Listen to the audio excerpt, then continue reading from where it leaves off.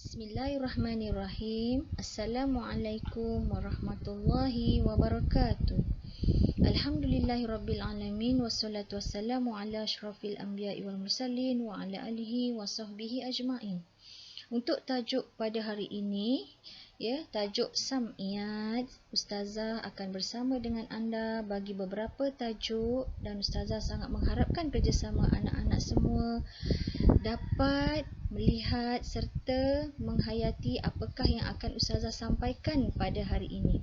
Baiklah, sebelum itu marilah sama-sama kita membaca doa hendak belajar. Bismillahirrahmanirrahim. Allahumma aftah alaina hikmataka wansyur alaina min khazaini rahmatika ya arhamar rahimin. Amin ya rabbal alamin. Baiklah anak-anak, sebelum kita meneruskan tajuk kita pada hari ini, mari kita ulang semula apakah yang dimaksudkan dengan pengertian sam'iyat.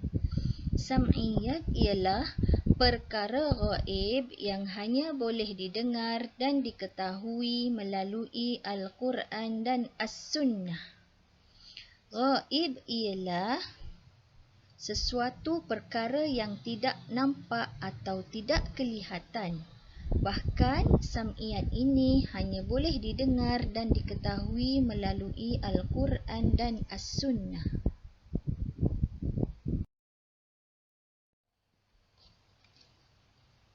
Seterusnya, hukum mempercayai sam'iyat, hukumnya ialah wajib, manakala hukum orang yang tidak beriman adalah kafir. Apakah maksud kafir? Kafir bermaksud kufur yang membawa maksud ingkar atau menolak, iaitu orang yang menyembunyikan atau mengingkari kebenaran.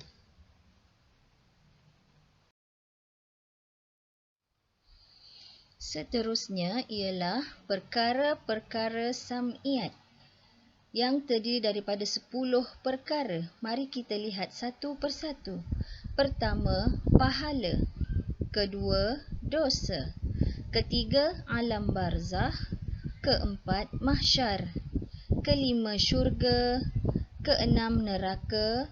Ketujuh, malaikat. Ke-8, jin. Ke-9, mizan. Dan ke-10, sirat. Ustazah mengharapkan agar anak-anak semua dapat mengingati 10 perkara-perkara sam'iyat ini.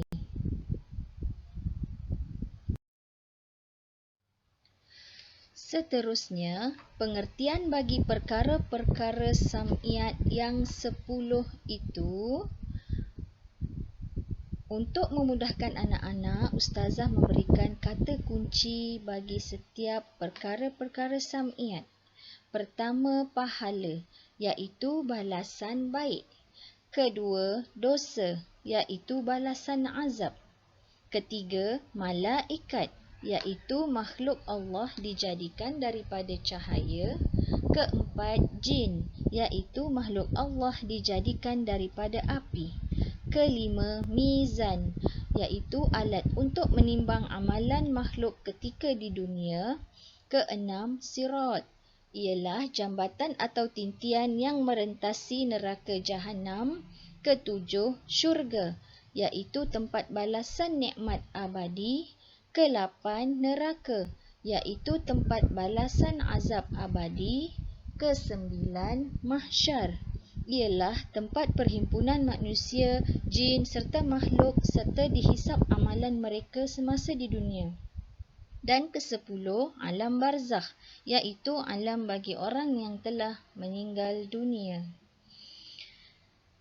Untuk makluman murid-murid, 10 perkara sam'iyat ini bolehlah murid-murid mengingatinya melalui kata kunci yang Ustazah berikan. Sekurang-kurangnya 1 ayat daripada ayat penuh pengertian perkara sam'iyat ini. Seterusnya, kesan beriman kepada sam'iyat.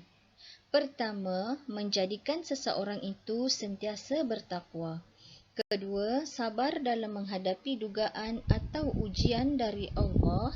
Ketiga, sentiasa mendapat ketenangan dalam hidup. Dan keempat, mendorong melakukan kebaikan dan meninggalkan larangan Allah.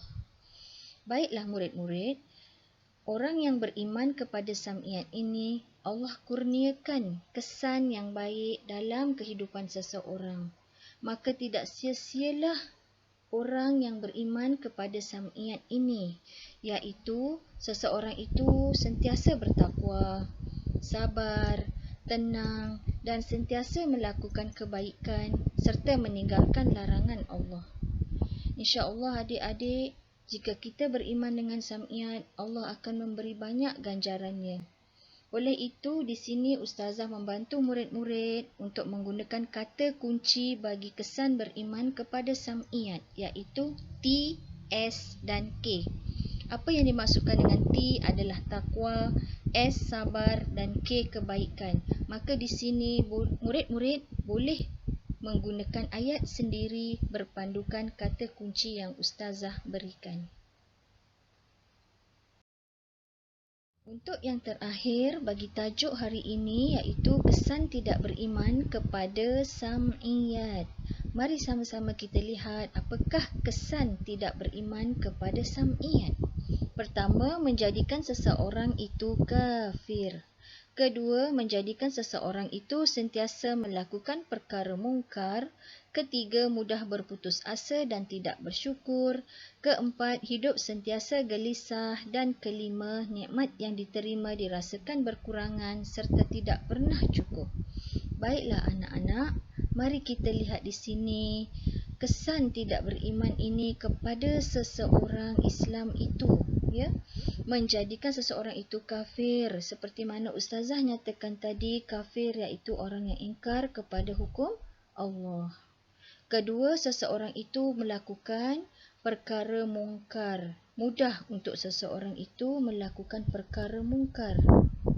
Ketiga, mudah berputus asa dan tidak bersyukur. Sentiasa berputus asa, tidak pernah bersyukur, seterusnya hidupnya gelisah. Dan kelima, nikmat yang dirasakan itu, nikmat yang diterima itu berkurangan dan tidak pernah cukup, malah tidak bersyukur dengan segala nikmat yang Allah berikan.